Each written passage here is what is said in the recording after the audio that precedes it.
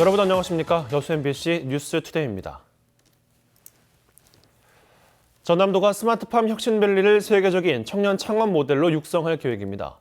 전남도는 정부의 혁신성장 8대 선도사업 가운데 하나로 선정돼 2022년까지 고흥만 간척지 일원에 추진될 전남 스마트팜 혁신밸리를 세계적인 청년 창업 모델 육성을 골자로 한 기본 계획을 수립하고 최근 농림축산식품부의 승인을 받았습니다.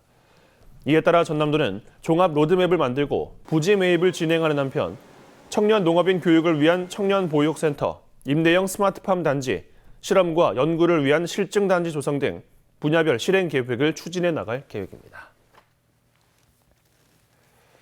광양 국가산단 내 마지막 개발 지역인 명당지구를 대상으로 선 분양이 추진됩니다.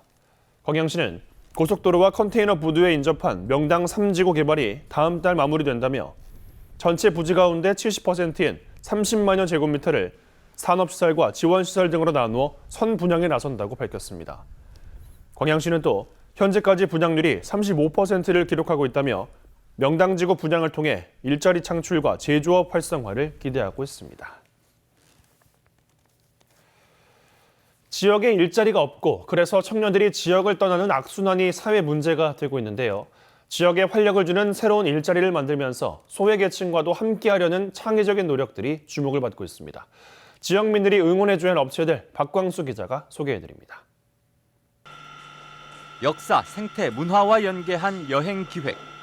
전직 교사 하지수 씨가 고향으로 돌아와 지난해 설립한 업체 여수와의 사업 컨셉입니다. 사진 남기기에 급급한 피상적 여행에서 벗어나 우리 지역의 깊이 있는 멋과 차별성을 보여주자는 취지입니다. 새로운 시도가 주목받으면서 올해는 여수 국제섬포럼의 인문학 투어를 주관하는 성과를 거두기도 했습니다. 즐겁게 일하면서 돈도 벌고 지역에도 활력을 불어넣자 하 씨의 명료한 사업 목표입니다. 여수에서 여수를 알리고 함께 일하고 싶은 사람들은 모두 함께 할 수 있는 그런 회사로 만들고 싶습니다. 한 시민운동가가 주도해 창업한 스마트폰 관련 업체 소셜게임. 평범한 휴대폰 판매점처럼 보이지만 직원들이 모두 보육원 출신이거나 소외계층 청소년들입니다. 조만간 휴대폰 수거와 재활용 사업으로 확장시켜 일자리를 더 늘리고 환경도 보호하는 선순환의 수익 모델을 구상하고 있습니다. 폐 휴대폰을 분해를 해서 그 분해하는 인력도 필요하고 그런 더 많은 사람들에게 일자리도 제공이 되고요. 그 다음에 그것을 매각함으로 인해서 또 부가소득을 올릴 수가 있고요. 이 같은 창업 성과를 모델로 새롭게 도전에 나서는 젊은이들도 늘고 있습니다. 최근 한 대기업이 후원하는 사회적 비즈니스 모델 양성 프로그램에는 여수 지역에서만 18개 팀이 응모해 치열한 경쟁을 벌였습니다. 청년들이 우리가 지역사회 어떤 문제를 함께 해결하고 함께 참여할지에 대한 고민들을 나누고 또 그들 스스로도 문제를 발견하고 해결하는 프로세스들을 직접 경험하는 측면에서 좋은 성장의 기회가 될 것 같습니다. 지역의 사회적 문제를 풀어가면서 청년들의 일터를 만들어보자는 시도가 의미 있는 흐름과 성과로 이어질 수 있을지 주목됩니다. MBC 뉴스 박광수입니다. 제26회 나간읍성 민속문화축제가 살아있는 조선을 주제로 오는 18일부터 열립니다. 순천시가 주최하고 사단법인 나간읍성 보존회가 주관하는 제26회 나간읍성 민속문화축제가 오는 18일부터 20일까지 3일간 순천 나간읍성 일원에서 개최됩니다. 축제 기간 12만여 명의 관광객들이 나간읍성을 찾을 것으로 전망되는 가운데 성곽 쌓기와 큰 줄 다리기, 수문장 교대식 등 전통 재현과 다양한 체험 행사가 잇따라 펼쳐집니다. 손상기 작가가 작고한 지 31주기를 맞아 손 작가의 미공개 작품들을 공개하는 전시회가 개막됐습니다.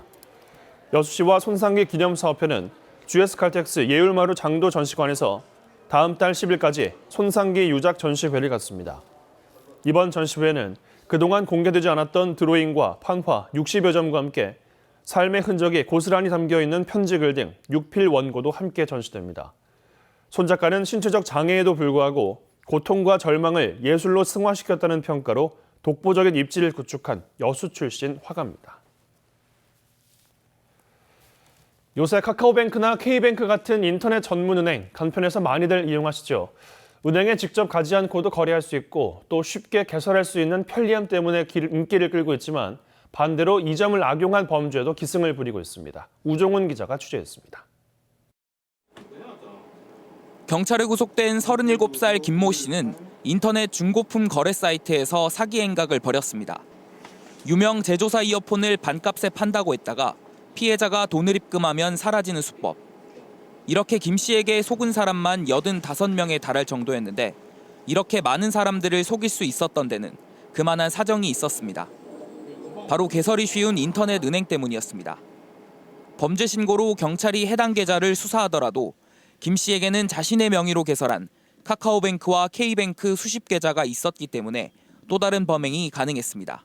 인터넷이나 전화로 계좌가 개설이 가능하니까 그 계좌를 정지를 시켜도 또 전화해가지고 다른 계좌를 만든다는 거예요.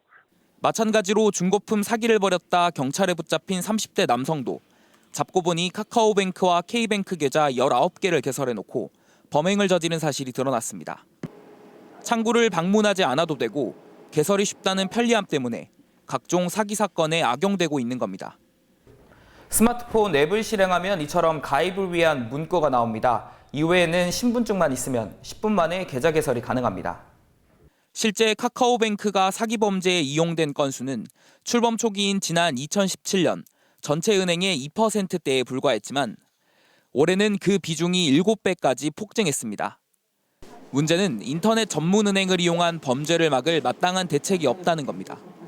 영상통화 같은 걸 해서 실제로 상대방이 물품을 갖고 있는지를 확인해 보시는 게 좋고요.